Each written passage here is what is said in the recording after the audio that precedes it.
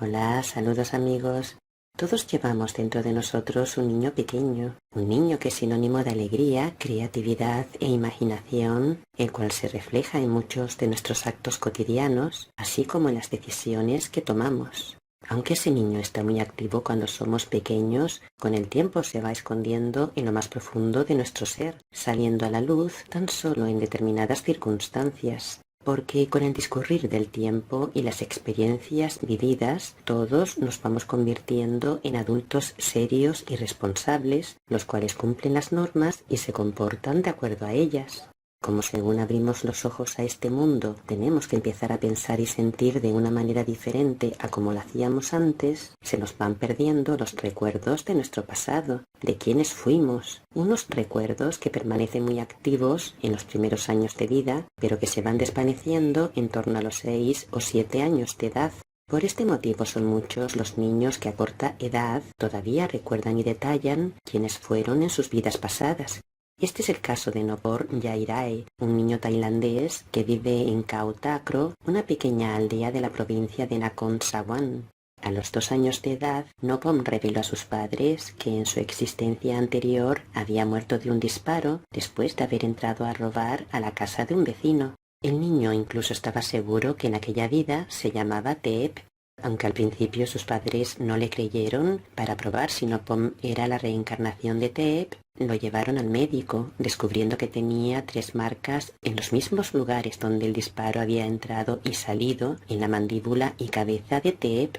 El pequeño, que no quiso contar quién la había matado en esa vida pasada, visitó a sus padres de su vida anterior, unos ancianos que lo recibieron como si fuera su propio hijo.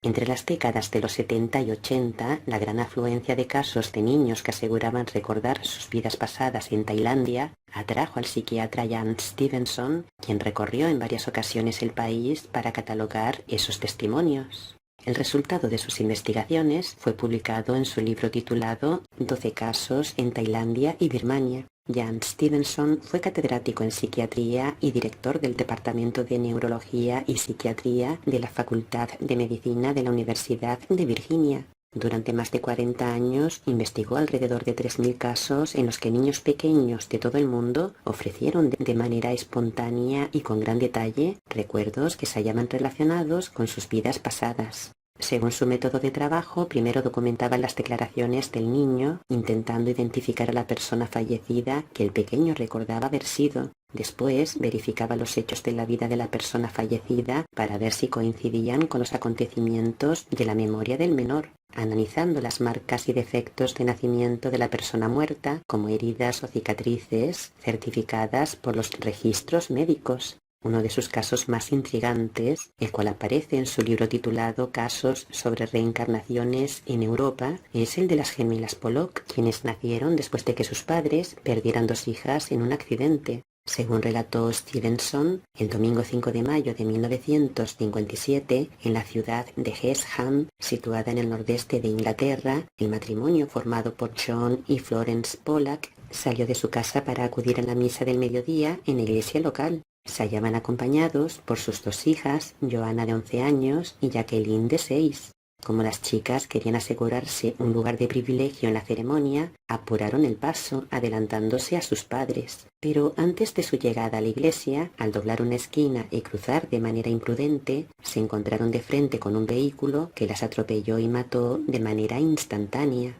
Un año después del fatal accidente, Florence quedó embarazada de gemelas, a las que llamaron Gillian y Jennifer. Sin embargo, la alegría inicial dio paso a la sorpresa cuando los padres comenzaron a observar a las pequeñas con detenimiento. Aunque eran idénticas, sus cuerpos tenían distintas marcas de nacimiento. Jennifer tenía una mancha en la frente, justo en el mismo lugar donde su hermana mayor, Jacqueline, había recibido 3 puntos de sutura por una caída. Y por su parte Gillian tenía un lunar en el costado izquierdo de la cintura, al igual que su fallecida hermana Joanna.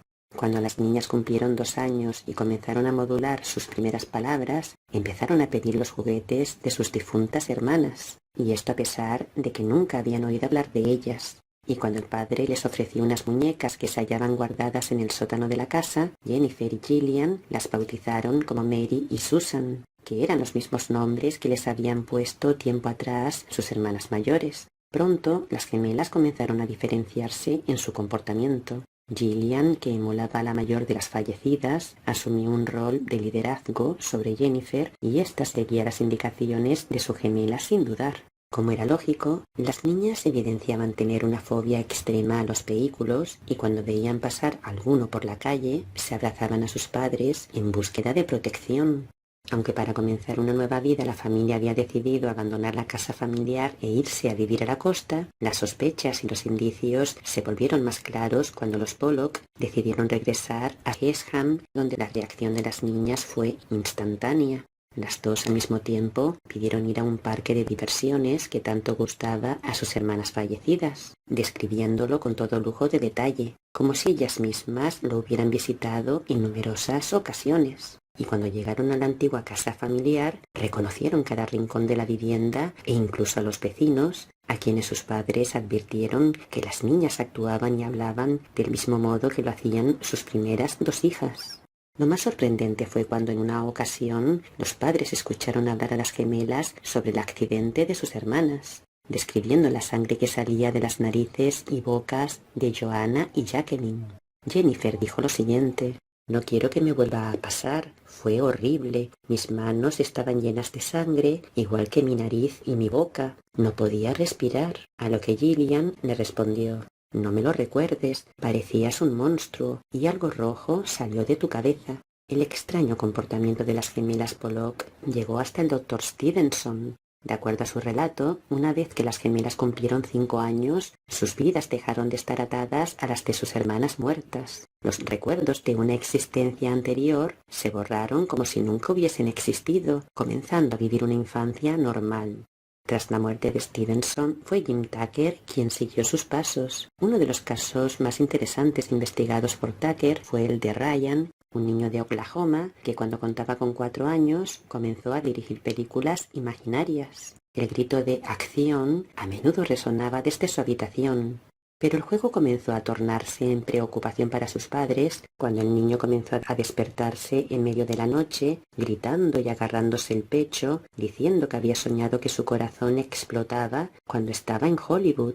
Una noche, cuando su madre le metió en la cama, Ryan le tomó la mano y le dijo: «Creo que solía ser otra persona». Dijo que recordaba una gran casa blanca y una piscina. Era en Hollywood, a muchos kilómetros de su casa de Oklahoma. Aseguró que tenía 3 hijos, pero que no podía recordar sus nombres. Entonces el niño empezó a llorar, preguntándole a su madre una y otra vez por qué no podía recordar sus nombres. Y después de esa noche siguió hablando de ello, enfadándose por no poder recordarlo. Ante esta actitud, su madre, preocupada, comenzó a investigar en Internet, recopilando libros de la biblioteca de Hollywood, pensando que las fotos podrían ayudarle a recordar. Efectivamente así fue. Un día, cuando ambos revisaban uno de esos libros, Ryan se detuvo en una foto en blanco y negro tomada de una película de 1930 llamada Noche tras Noche. En ella 2 hombres situados en el centro de la imagen se enfrentaban entre sí mientras otros 4 hombres los rodeaban.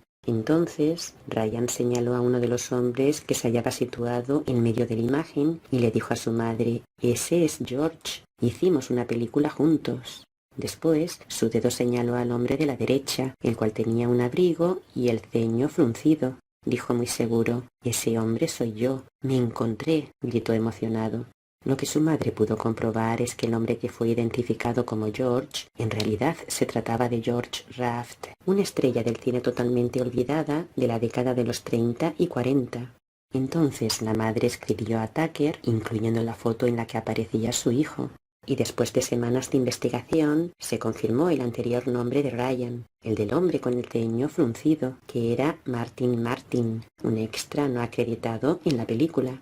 Poco después, Tucker y la familia viajaron a California para conocer a la hija de Martin, quien ya le había confirmado docenas de hechos que el niño había dado sobre su padre. Por ejemplo, que Martin tuvo 3 hijos, que bailaba en Nueva York y, según su hija, fue bailarín de Broadway. Ryan dijo que conocía a un senador y la hija de Martin dijo que tenía una foto de su padre con un senador de Nueva York, quien sirvió en el Senado de los Estados Unidos de 1947 a 1959. Y algo similar a lo vivido por Ryan le sucedió a un niño de 2 años de edad de Luisiana, James Leninger, quien por encima de todo amaba los aviones de juguete, pero un día empezó a tener pesadillas repetidas de un terrible accidente de avión, pateando con las piernas en el aire y gritando: «Un avión se estrelló en llamas». Durante el día golpeaba sus aviones de juguete en la mesa mientras gritaba: «Un avión se estrelló en llamas», hasta el punto que había docenas de arañazos y abolladuras en la mesa.